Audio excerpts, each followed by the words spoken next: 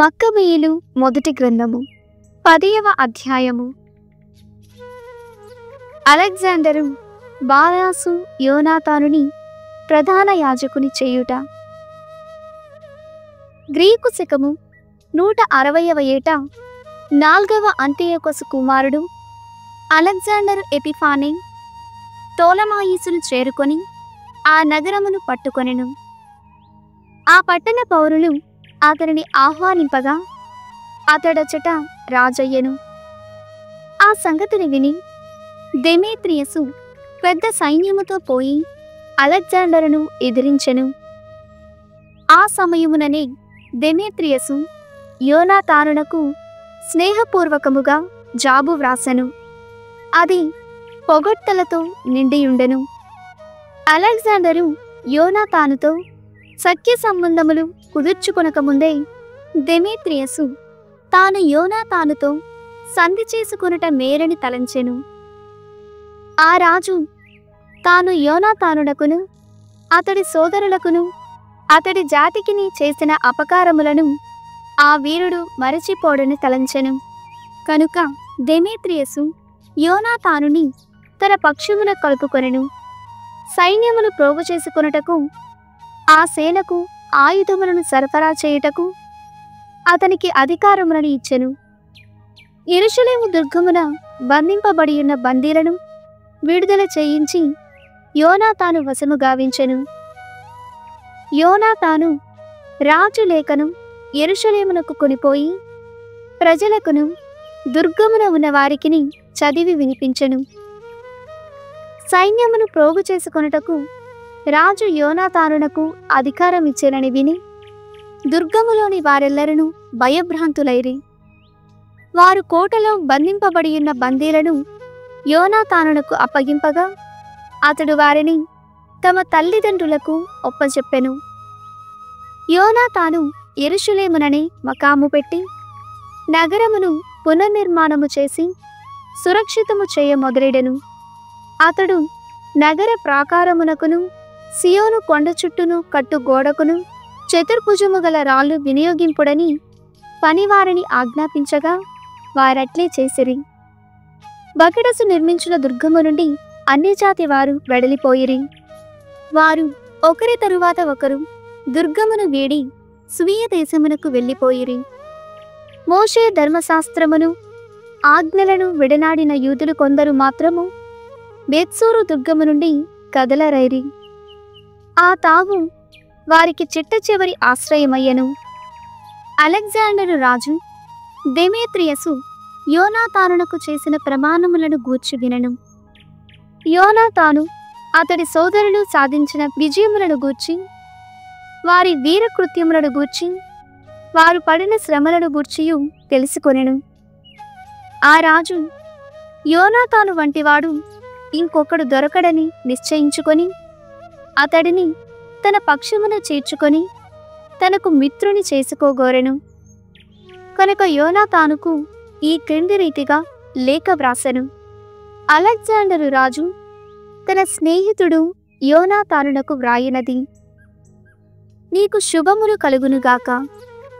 నీవు పరాక్రమవంతుడవనియు రాజునకు మిత్రుడవు కాదగిన వాడవనియు వింటిని. నేను నేటి నుండి నిన్ను మీ ప్రజలకు ప్రధాన యాజకునిగా నియమించుచున్నాను. మరియు రాజమిత్రుడన్న బిరుదముతో నిన్ను సత్కరించుచున్నాను. నీవు నా పక్షమున చేరి నాకు సహాయము చేయుచుండుము. ఆ రాజదుడికి రాజవస్త్రమును బంగారు కిరీటమును కూడా పంపెను. యోనాతాను 160వ ఏట 7వ నెలలో గుడారమున పండుగ నాడు ప్రధాన యాజకుని ఉడుపులు తాల్చెను. అతడు సైన్యమును ప్రోగు చేసుకొని పెక్కు ఆయుధములను చేకూర్చుకొనెను. దెమేత్రియసు రాజు నుండి లేఖ. ఈ సంగతులెల్లా తెలుసుకొని దెమేత్రియసు రాజు దుఃఖపడెను. అతడు నా చేతగానితనము వలన అలెగ్జాండరును యూదులతో సఖ్యము చేసుకోనిచ్చితిని కదా. ఇప్పుడు అతడి బలము పెరిగిపోయినది. నేనును యూదులకు ఒక లేఖ వ్రాసి వారికి ఉన్నత పదవులను బహుమతులను ప్రసాదింతునని చెప్పుదును. అప్పుడు వారు నాకు సహాయము చేయుదురు అనుకొనెను. కనుక అతడిట్లు వ్రాసెను, దెమేత్రియుసు రాజు యూద జాతికి వ్రాయున్నది, మీకు శుభములు. మీరు నాతో చేసుకొనిన సంధికి కట్టుబడి నాకు స్నేహితులై ఉంటిరనియు మా శత్రువుల పక్షమును అవలంబింపకుంటిరనియు విని నేను మిగుల సంతసించితిని. మీరు నా స్నేహితులుగా కొనసాగుదురేని మిమ్ము ఉచిత రీతిని సత్కరింతును. నేను మీరు కట్టవలసిన పన్నులను చాలా వరకు తొలగించి మీకు పెక్కు సదుపాయములను కలిగింతును. నేటి నుండి యూదులెవరును మామూలు కప్పములను, ఉప్పు పన్నులను, ప్రత్యేకమైన పన్నులను చెల్లింపనక్కరలేదు. నేటి నుండి మీరు మీ పొలమున పండిన పంటలో 3వ వంతును, మీ తోటలలో పండిన ఫలములలో అర్ధభాగమును నాకు ఇచ్చుకోనక్కరలేదు. నేటి నుండి యూదయ, సమరయ, గలిలయ రాష్ట్రముల నుండి యూదయలో చేర్పబడిన 3 మండలములు పైకప్పములను చెల్లింపనక్కరలేదు. యెరూషలేము దాని పరిసర భూములు పరిశుద్ధ నగరములుగా గుర్తింపబడును. ఆ నగరవాసులు ఎట్టి కప్పములను కట్టనక్కరలేదు. నేను యెరూషలేము దుర్గముపై నా ఆధిపత్యమును వదులుకొందును. ఇక మీదట అది ప్రధాన యాజకుని ఆధీనములో ఉండును. అతడు తన ఇష్టము వచ్చిన సైనిక దళమును అచట కాపు పెట్టవచ్చును. నా రాజ్యమున ఎచటనైనా యూదులు బందీలుగా నున్నచు వారిని వెంటనే ఉచితముగానే విడిపింతును. పశువుల పన్నులు గాని చెల్లింపనక్కరలేదు. నా రాజ్యమున ఉన్న యూదుల నుండి పండుగ దినములలోనూ, విశ్రాంతి దినములలోనూ, అమావాస్య దినములలోనూ కప్పములు వసూలు చేయరు. ఈ ఉత్సవ దినములకు ముందు 3 నాళ్ళు, తరువాత 3 నాళ్ళు కూడా పన్నులు వసూలు చేయరు.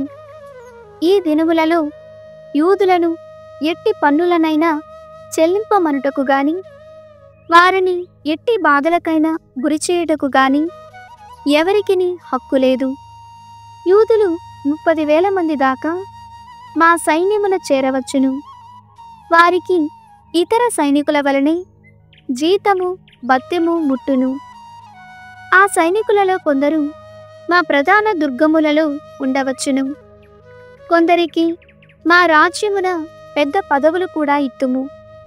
పై యూద సైనికులకు వారి జాతి వారే నాయకులు, అధికారులు కావచ్చును. యూదయ వాసులు వలనే వారును తమ ప్రత్యేక ఆచారములను, నియమములను పాటింపవచ్చును. సమరయ రాష్ట్రము నుండి యూదయలో చేర్చబడిన 3 మండలములను పూర్తిగా ఆ రాష్ట్రమునకే చెందియుండును. ప్రధాన యాజకుడే వాని మీద సర్వాధికారిగా ఉండును. తోలమాయిసు నగరము నుండి దాని ప్రాంత భూముల నుండి వచ్చు ఆదాయమును మీ దేవాలయమునకు దారాదత్తము చేయుచున్నాను. ఆ సొమ్ము మీరు దేవాలయము ఖర్చులకు వాడుకోవచ్చును.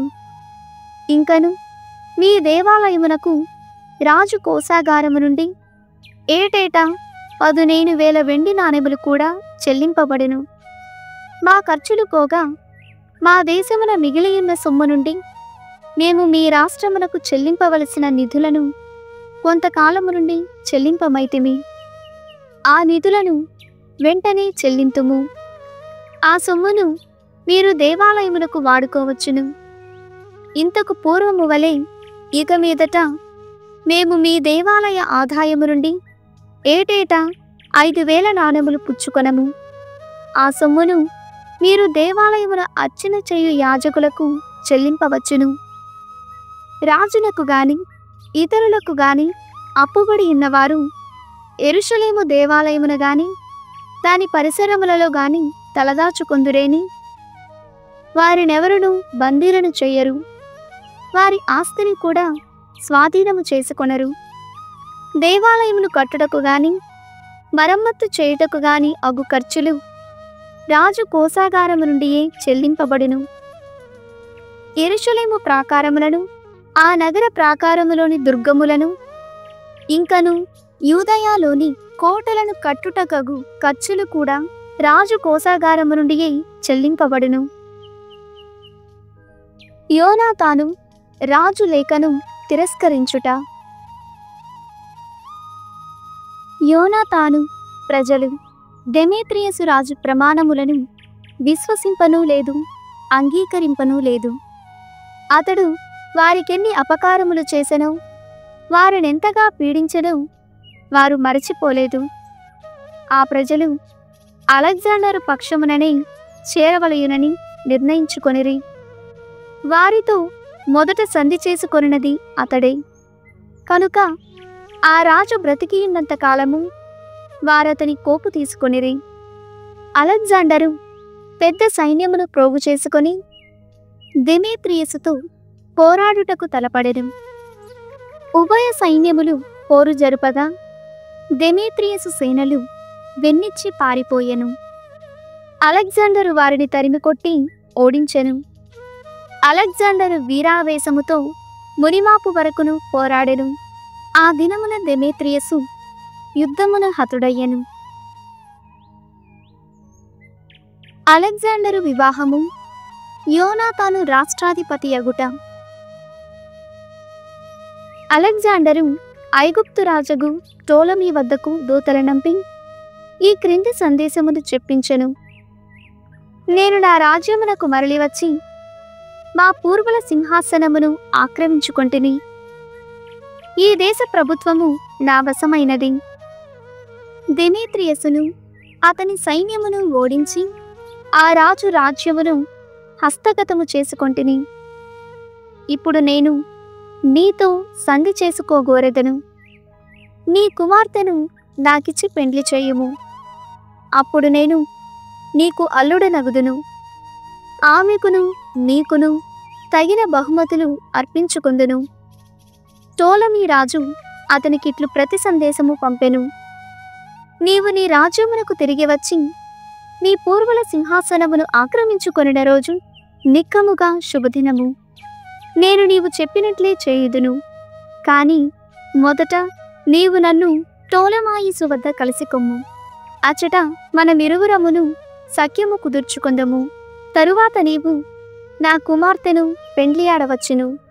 162వ ఏట టోలమీ అతని పుత్రిక క్లియోపాత్ర ఐగుప్తు నుండి బయలుదేరి టోలమాయిసు నగరమునకు వచ్చిరి.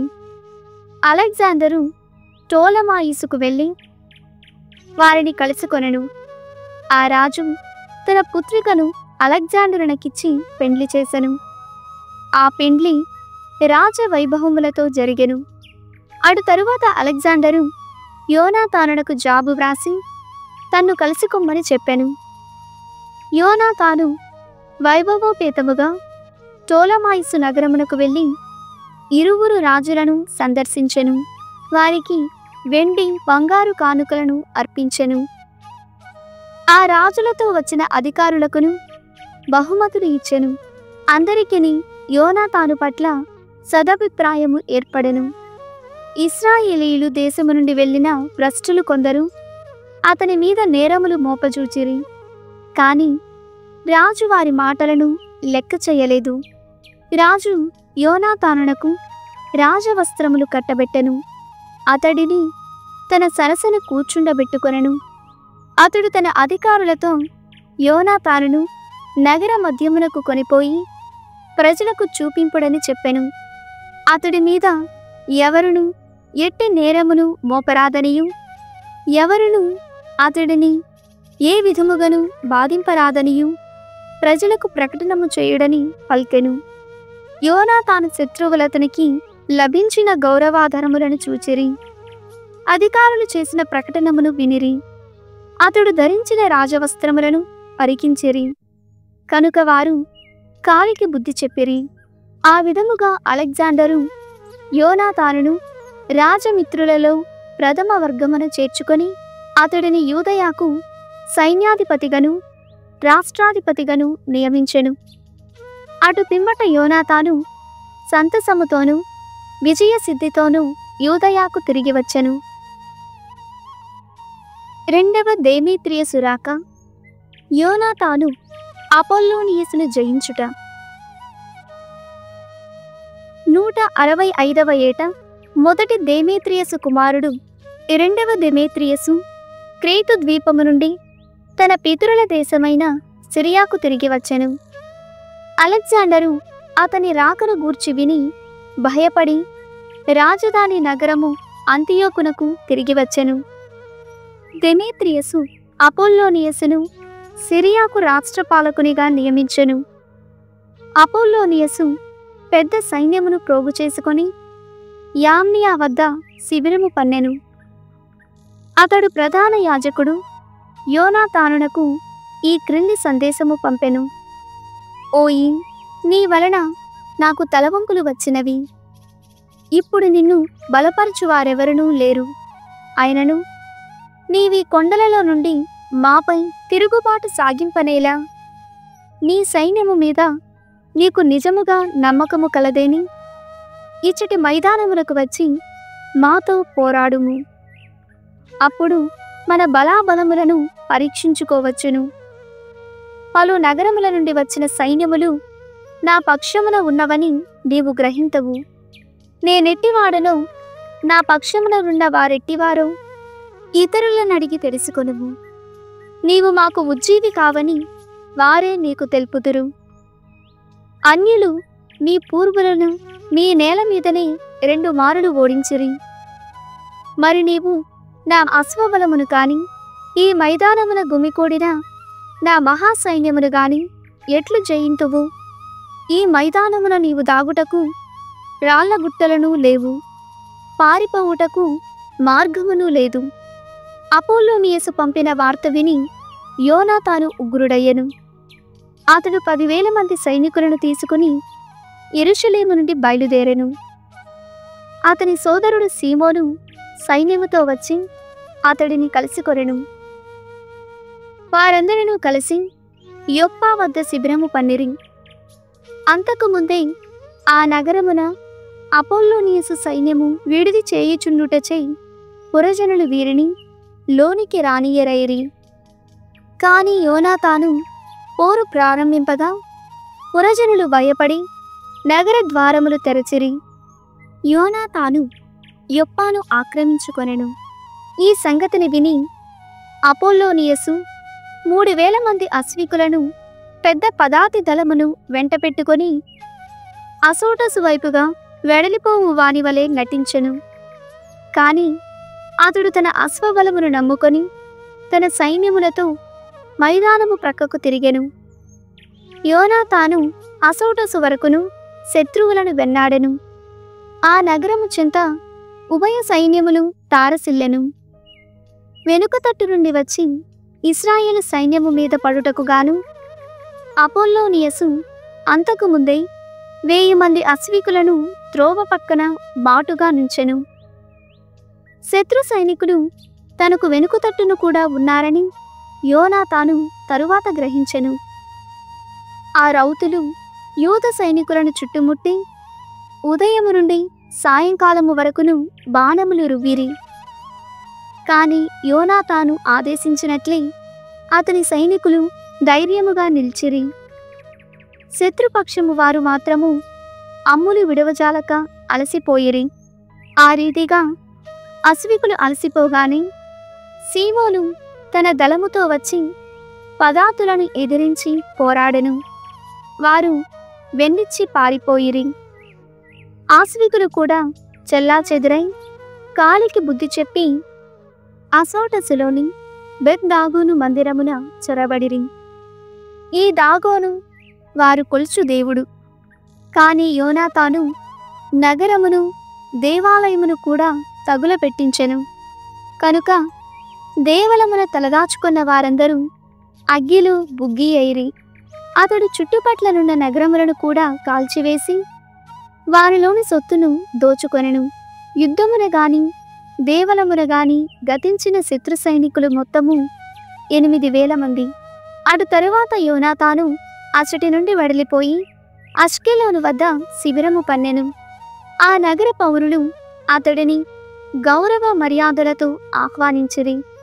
అచ్చటి నుండి యోనాతాను అతని అనుచరులు పెద్ద మొత్తము దోపిడి సొమ్ముతో యెరూషలేమునకు తిరిగి వచ్చిరి. అలెగ్జాండరు రాజు యోనాతాను విజయమును గూర్చి విని అతనిని ఘనముగా సత్కరించెను. అతడు యోనాతానునకు బంగారు భుజకీర్తిని పంపెను. రాజబంధువులు అను బిరుదమును పొందిన వారికే కాని అట్టి ఆభరణము లభింపదు. ఇంకను రాజు అతనికి ఏక్రోనును దాని పరిసర ప్రాంతములను దారాదత్తము చేసెను. సీరా పుత్రుడైన యేసు జ్ఞాన గ్రంథము 26వ అధ్యాయము. గుణవతి అయిన భార్యను వడసినవాడు ధన్యుడు. ఆమె మూలమున అతని వయస్సు 2 రెట్లు పెరుగును.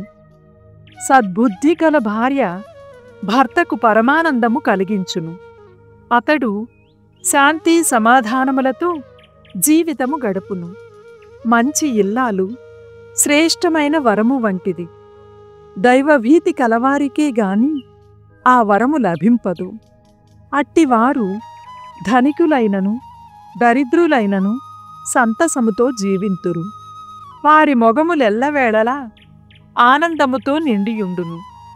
3 సంగతులనిన నాకు భయము, 4వదనిన నా గుండె దడదడలాడును. పుకారులు నగరమంతటా ప్రాకుట, జనులు గుమిగూడుట, నీలాప నిందలు అను 3ను మృత్యువుతో సరిసమానము. కాని స్త్రీని చూచి స్త్రీ అసూయ పడినప్పుడు మితిమీరిన బాధయు దుఃఖమును కలుగును. ఆమె సూటిపోటు మాటలో ఎల్లరినీ నొప్పించును. దుష్టురాలైన భార్య కుదరని కాడివనే ఉండును. ఆమె నదుపులో పెట్టుకొనుట తేలును చేతబట్టుకొనుట వంటిది. త్రాగియున్న భార్య మహాకోపమును రప్పించును. ఆమె సిగ్గుమాలిన తనమును ఎల్లరునూ గమనింతురు. కులటయైన స్త్రీ ధైర్యముగా కన్నెత్తి చూచును. ఆమె వాలుచూపులను బట్టియే ఆమె గుణము గ్రహింపవచ్చును. తలబిరుసు కుమార్తెను ఒక కంట కనిపెట్టి ఉండవలెను. లేదేని ఆమె అవకాశము చూచుకొని కాని పనికి పాల్పడును. ఆ యువతి సిగ్గుమాలిన చూపులను గమనించుచుండుము. ఆమె నీకు తలవంపులు తెచ్చినను ఆశ్చర్యపడవలదు. ఆమె దప్పికగొనిన బాటసారి వలె ఏ నీరు దొరికినా ఆ నీటినే త్రాగును. ఏ తావుననైనా ఏ పురుషునికైనా కాళ్ళు చాచును. ఏ బాణమునైనా తన అమ్ముల పొదులో పెట్టించుకొనును. యోగ్యురాలైన భార్య వలన భర్త ఆనందము చెందును. ఆమె సామర్థ్యము వలన అతడు బలాఢ్యుడగును. మితభాషిణి అయిన భార్య దేవుడిచ్చిన వరము అనవలెను. ఆమె సంయమనమునకు వెలకట్టలేము. శీలవతి అయిన భార్య మనోజ్ఞత అంతింత కాదు. ఆమె సచ్చీలమును ఏ తక్కెడతోనూ తోచజాలము. ప్రభుని ఆకాశమున ఉదయభానుడు ప్రకాశించినట్లే మంచి ఇల్లాలు తాను చక్కగా తీర్చిదిద్దుకొనిన ఇంట వెలుగొందుచుండును. పవిత్ర దీపస్తంభము మీద దీపము వెలిగినట్లే సుందరమైన తనువు మీద ఆమె మొగము మెరయుచుండును. వెండి దిమ్మల మీద నిలిపిన బంగారు స్తంభముల వలె బలమైన మడమల మీద ఆమె అందమైన కాళ్ళు వెలుగొందుచుండును. నాయనా, యువకుడవుగా ఉన్నప్పుడు నీ ఆరోగ్యమును కాపాడుకొనుము. అన్యకాంతలను కూడి నీ బలమును వమ్ము చేసుకొనకుము. దేశమున సారవంతమైన క్షేత్రమును వెదికి దానిలో నీ సొంత బీజములను వెదజల్లుము.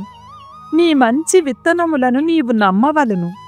అప్పుడు నీ బిడ్డలు తాము మంచి కుటుంబమున పుట్టితిమని నమ్మి పెరిగి పెద్దవారై వృద్ధిలోనికి వత్తురు.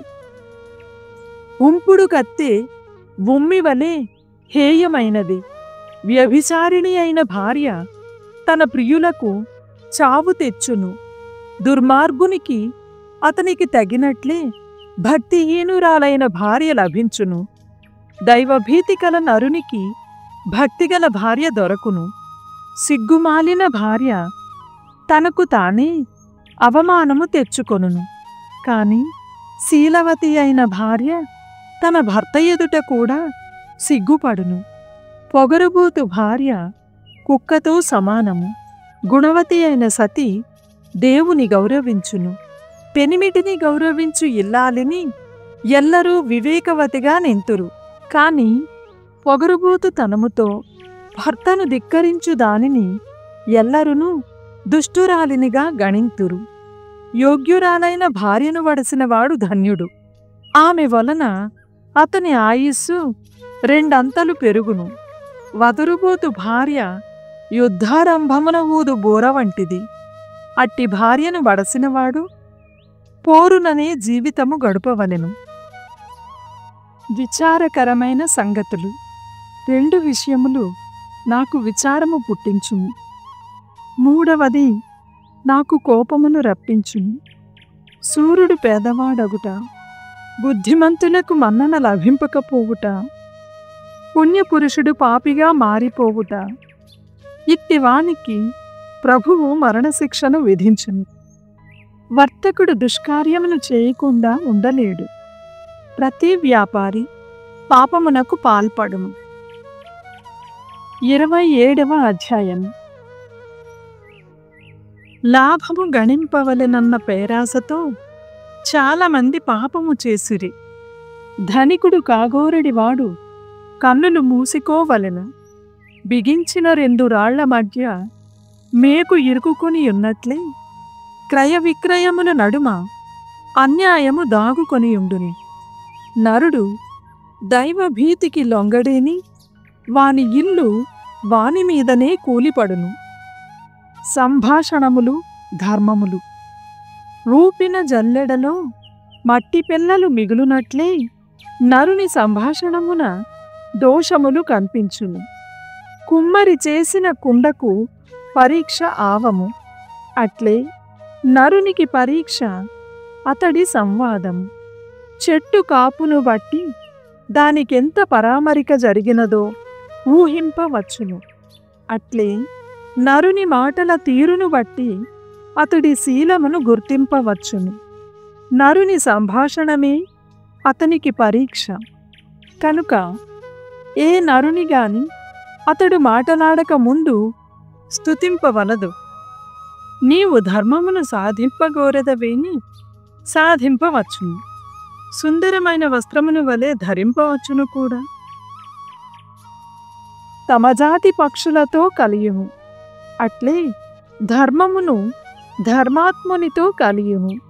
సింహము ఎరకొరకు పొంచియున్నట్లే పాపము దుష్కార్యములు చేయు వారి కొరకు పొంచియుండును. సత్పురుషుని సంభాషణము పొందికగా నుండును. కాని మూర్ఖుని మాటలు చంద్రబింబము వలె మాటి మాటికి మారుచుండును. మూర్ఖులు తటస్థపడినప్పుడు ఏదో ఒక నెపముతో తప్పించుకొని వెళ్ళిపోము. జ్ఞానులు తటస్థపడినప్పుడు దీర్ఘకాలము నిలుపుము. మూర్ఖుల సంభాషణము రోత పుట్టించును. వారు తమ దుష్కార్యములను గూర్చి పెద్దగా నవ్వుచూ మాటలాడుదురు. వారి శాపవచనములు వినినచో ఒడలు గగుర్పొడుచును. వారి కలహవాక్యములు వినినచో చెవులు మూసుకోగోరుదుము. గర్వాత్ముల కలహములు హత్యకు దారితీయును. వారి దూషణ భాషణములను మన చెవులు వినజాలవు. రహస్యములు. రహస్యములను వెలుగుచ్చువాడు నమ్మదగని వాడు. అతనికి ఆప్తమిత్రులు దొరకరు. నీ స్నేహితుని ప్రేమించి విశ్వసనీయునిగా మెలగుము. అతని రహస్యములను వెల్లడి చేసెదవేని ఇక అతనిని వదులుకోవలసినదే. నరుడు తన శత్రువును నాశము చేసినట్లే నీవును రహస్య ప్రక్రియల ద్వారా నీ స్నేహమును నాశము చేసుకొంటివి. నీ చేతిలోని పక్షి జారిపోయినట్లుగానే నీ స్నేహితుడును తప్పించుకొనెను. అతడు మరలా నీకు చిక్కడు. అతడు చాలా దూరము వెళ్ళిపోయెను. కనుక అతని వెంట పడవలదు. ఉచ్చులలో నుండి తప్పించుకొనిన లేడివలే అతడు పారిపోయెను. గాయమునకు కట్టు కట్టవచ్చును. అపరాధమును మన్నింపవచ్చును, కాని రహస్యమును వెల్లడించినచో ఇక ఆశ వదులుకోవలసినదే. వేషధారణము. కన్ను గీటువాడు అపకారమును తలపెట్టును, అతడు అపకారమును చేయక మానడు. అతడు నీ ఎదుట తీయగా మాటలాడును, నీ పలుకులెల్లా మెచ్చుకొనును, కాని నీ పరోక్షమున నీ మీద నేరములు తెచ్చును. నేనసహ్యించుకొను విషయములు చాలా కలవు, కాని ఇట్టి నరుని అన్నింటికంటే అధికముగా యావగించుకొందును. ప్రభువు వానిని అసహ్యించుకొనును. ఎవడైనా రాతిని పైకి విసిరినచో అది వాని తల మీదనే పడును. ఎవడైనా ఇతరుని కొట్టినచో వానికే దెబ్బలు తగులును. ఎవడు త్రవ్విన గోతిలో వాడే పడును, ఎవడు పన్నిన ఉరులలో వాడే చిక్కుకొనును. అపకారము చేయువాడు అపకారమునకు గురియగును. ఆ అపకారం ఎచట నుండి వచ్చినదో అతడికి తెలియదు. గర్వాత్ములు ఇతరులను అవమానించి ఎగతాళి చేయుదురు, కాని ప్రతీకారం అతని మీదికి సింహము వలె దూకి పగ తీర్చుకొనుము. సత్పురుషుల పతనమునకు సంతసించువారు ఉరులలో తగులుకొని ఘోర బాధలతో చత్తురు. పగ, కోపము అనునవి ఘోరమైనవి. పాపి ఈ రెండింటికిని వసుడగును. సామెతల గ్రంథము 23వ అధ్యాయము. నీవు చూచుచుండగనే నీ సొత్తు నిమిషములో వెళ్ళిపోవును. రెక్కలు వచ్చి లేచిపోయిన గరుడ పక్షి వలె ఎగిరిపోవును. పిసిని కొట్టి వాని ఇంట విందు ఆరగింపవలదు, అతని ప్రశస్త భోజనమును ఆశింపవలదు. అతడు ఇంకనూ కొంచెం భుజించుమని ఇచ్చకములు పలుకునే కాని వాని మాటలలో నిజము లేదు. అతడు తన గొప్పతనమును గూర్చి తాను తలంచుకొనుచుండును. నీవు వాని ఇంట తిన్నది కూడా వెళ్ళగ్రక్కుకొందువు. అతనిపై నీవు కురియించిన పొగడ్తలును వ్యర్థమగును.